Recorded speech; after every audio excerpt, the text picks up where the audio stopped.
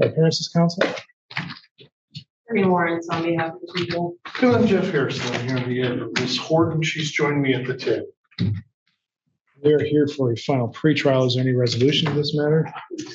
There is, Your Honor. There is. It's my understanding the defendant is going to be pleading guilty to count 1, operating with a high BAC, as well as count 3, failure to report accident fixtures, and in turn the people will be sentenced to count 2, operating off.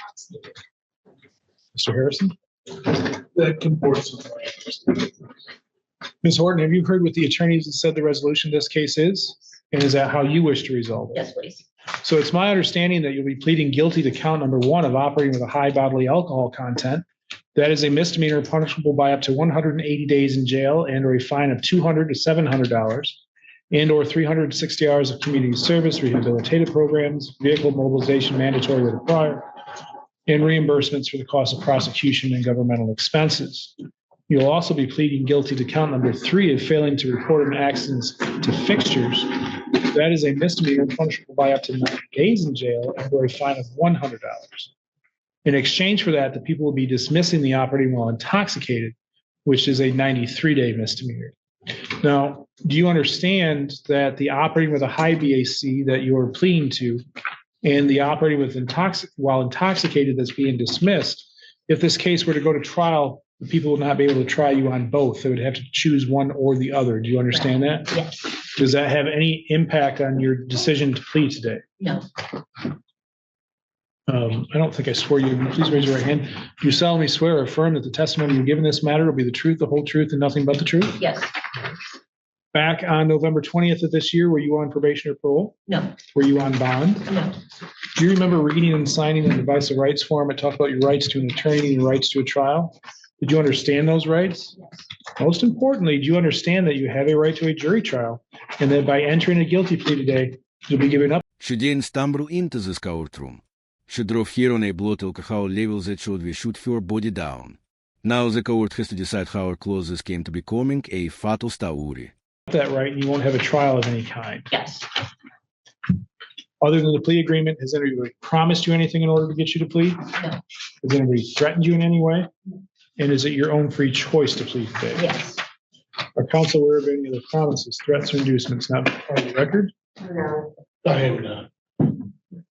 And Ms. Horton, to the allegation then that on or about November 20th, 2025, in the city of Cadillac or Wexford County, how do you plead to count number 1 of operating with a high back? Guilty. And to count number 3 of failed to report an accident to fixtures? Guilty. In order to accept those pleas, I must have you tell me what it is that makes you guilty. So back on the 20th of November, were you operating a motor vehicle in the city of Cadillac? Yes. And prior to operating that vehicle, had you consumed alcohol? Yes. How much alcohol did you have to drink? I do not remember. Do you remember what you were drinking? Beer and All right. Fireball. Beer and Fireball? Yes. Ms. Lawrence, are there chemical tests to support that plea? Yes, Your Honor, there was a blood draw done and that came back at a 0.405. Mr. Harrison, was there a stipulation to use the blood draw? Yes, Your Honor, indeed. And then it looks like while operating that motor vehicle, you had some sort of accident. It looks like where you damaged a mailbox. Yes. And did you fail to report that? I was pulled over shortly after, so yes, I failed to report it. The counsel believes defendants provided the factual basis in which to accept the pleas and the court rules have been complied with. Yes, Your Honor. Yes, Your Honor. As does the court, I find the pleas are knowing, voluntary, and accurate. Ms. Horton, I find you guilty of operating with a high bodily alcohol content and failed to report an accident to fixtures. Pursuant to the plea agreement, the operating while intoxicated will be dismissed at the time of sentencing. Counsel, I was just provided a copy of a substance use assessment. Have both of you received that? Yes. Yes. All right, give me a moment to review it. All right, counsel, do either of you have any additions or corrections to the assessment? I do not, Your Honor. Allocution, well, first of all, Ms. Lawrence, do we have any victim input? No, Your Honor. Allocution, Mr. Harrison? Well, let's cut right to the chase, to the elephant in the room, Your Honor. The outrageously high BAC is exhibited from the blood draw. Even Miss Lawrence confided to me in the hallway that she thought it was a misprint or that the machine was broken when she read it, as did I. We've since found out that neither one of those is the case. Then you couple that with the assessment that says, she disclosed a 0.39 breathalyzer, but we're going to classify her as having a mild substance abuse problem. On one hand, it sort of suspends reality to believe that both of those could exist together. But if you really think about it, when this case first hit and I heard that there was somebody with a 0.40 BAC, allegedly, my thought that was created in my mind was that it would be some 400-pound guy. And as it turns out, it's a rather slightly built, thin woman who was indeed the subject of that analysis. I think, as I've wrapped my brain around it, I think I understand that this was taken very soon after she had consumed what would be a lot of alcohol for anyone in a relatively short period of time, 48 ounces of beer and 3 or 4 shots of Fireball. I personally hope never to experience Fireball, but if I ever did, I presume it would be very low in terms of proof, but shots are shots and you consume them quickly. I have had multiple conversations with Kendra about this too, because I wanted to ferret out if there was any chance that there was some other issue going on or some other factor involved that we didn't know about. And I'm confident that that's not the case. I think it's truly one of those anomalies that can be explained in a manner that makes sense, but still leaves that lingering doubt in your mind when you hear the explanation. Clearly, she could use some education, gain a bit of knowledge about her relationship with old John Barleycorn here. Anyone that can operate a vehicle, although she didn't do so very well, with that high of blood alcohol content, I think that in and of itself calls for an examination of that aspect of their lives. So I think it would be appropriate, and so does Kendra, for you to place her on a period of supervision here. Simply because that will put her in a position where she's focused on the fact that she needs to severely limit and or eliminate alcohol from her life. Obviously, she can't drink while she's on probation. That's not as difficult as it might be for the average person because she does not seem to have a dependence on alcohol. In fact, she's made statements to me like, I can take it or leave it. You know, if it's available in social situations, that's really the only time I drink. And I believe her, and obviously so did the person that compiled the analysis here. I knew from day one, and I told her this, that was going to be a major concern to the court, and it should be, the number.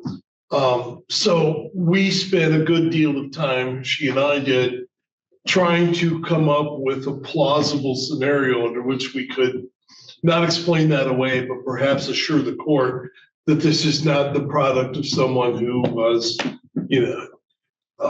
drinking all day long and worked up to this blood alcohol level. That's not the case, at least at this event. I'm glad the court has taken the time to review the substance use assessment, especially in light of the anomaly it reveals. I would encourage the court to provide her with a period of supervision. Thank you. Ms. Lawrence? I don't know if I have much to add there, Your Honor. I agree with a lot of the things Mr. Harrison said. The report does say that she does meet the criteria for an alcohol use disorder, although mild type. Yeah, going back to that 0.405, to be frank, I think most people would be in a coma or dead at that level. So the fact that she is driving a vehicle at that high of a level, I think in and of itself shows the court that there is a problem here. It's extremely concerning. There's several things in her assessment that caught my attention that I think are a little concerning. So I would ask the court to impose 24 months of probation in this case. I will say she has done well on bond, to my knowledge. I don't think she's had any violations, so I do think she's a good candidate for probation. I think the extended amount of time is appropriate in this case, given the absurdly high level she was at, as well as some of the things indicated in her assessment. So I would ask the court to sentence to 24 months probation. Thank you. Thank you. Ms. Horton, you have the right to address the court prior to sentencing. Is there anything you'd like me to know? No, thank you.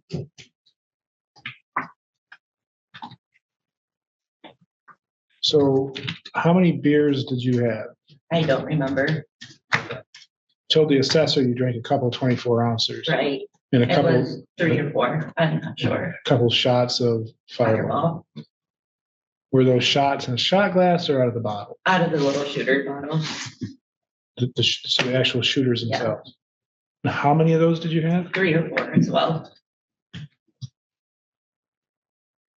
So I know everybody's seen me up here looking up some stuff because I'll be honest, I've been doing this for a little over 10 years. And not as the judge, but in different roles throughout the system. And you are, if my recollection is correct, the second highest blood alcohol content I have ever seen. And so this is from what I was looking at is the College of St. Benedict, St. John's University. And on here, it says that at 0.35 and up, you have reached the level of surgical anesthesia. Coma is possible. Lungs and heart rate are slowing to the point of stopping, and you need immediate medical help. But you didn't.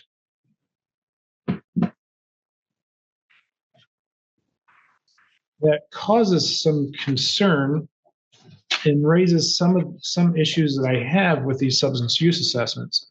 Because I understand that this is all self-reporting and everybody's on the honor system and nobody wants to truly discuss how much they truly drink. That's just the way it is. But to be a BAC at a 0.405, to be driving, albeit not very well because you took out a mailbox, but you drove to the store, you bought alcohol, and you were on your way back, the way it sounds. And then you remember at least getting pulled over. So that tells me that somebody is more of an experienced drinking than what is being relayed through the assessment.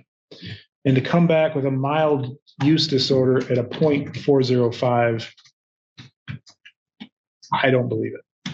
I just don't. And, right, wrong, or on me, I just don't buy it. I don't buy that somebody that doesn't drink a whole lot can get to a 0.4 and function. Especially, when you think about that, that's like 40% of your blood is alcohol. Think about that. And as this said, you've reached surgical anesthesia level. You'd be knocked out for surgery at that point, assuming you don't die because you're on the verge of it. So I do feel as though there's the need for some intervention here given the blood alcohol content, the fact that there was an accident, I do know that we start with the presumption of no jail and no probation in these cases, but that is a rebuttable presumption. And I believe the BAC and the accident gets us over that presumption. So as such, I am going to put you on a period of probation. I'm going to put you on a period of probation for 24 months. During that period of time, you're not to violate any law, report as ordered, not leave the state without permission, and to commit no new crimes. You are eligible for early release. So if you've done everything we've asked you at the 12-month mark, you can be released early. During that period of time, you're not to consume any alcohol.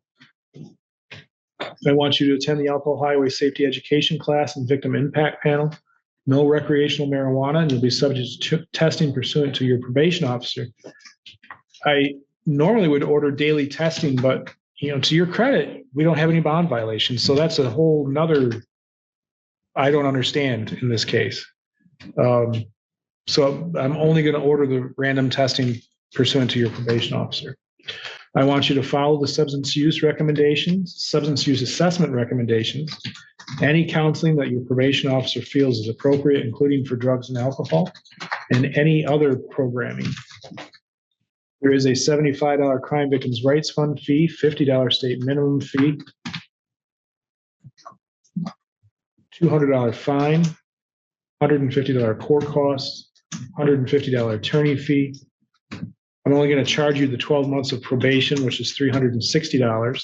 If something happens that you end up staying on longer than that 12 months, you'll be required to pay the $30 monthly probation fee. There is a $100 prosecutor fee and a $300 blood draw to the Cadillac Police Department.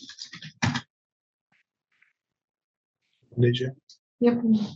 1 day jail with 1 day credit, so you're entitled to a $5 credit towards those fines. Any balance that remains unpaid for more than 56 days will have a 20% penalty added to that, but I am going to waive that penalty while you're on probation. Thank you. All right. Anything I missed in a judgment of sentence, Ms. Lawrence? Mr. Harrison? I don't believe so, Your Honor. All right.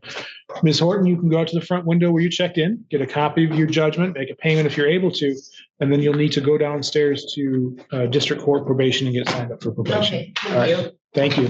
Thank you. Judge, probation had shut down, Oh, so report first thing. so I've just been informed probation is now closed, so you'll need to report there first thing in the morning. Okay, All right. thank you.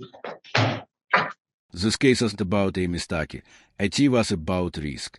The sentence drew a line between surviving once and being allowed to gamble with lives again.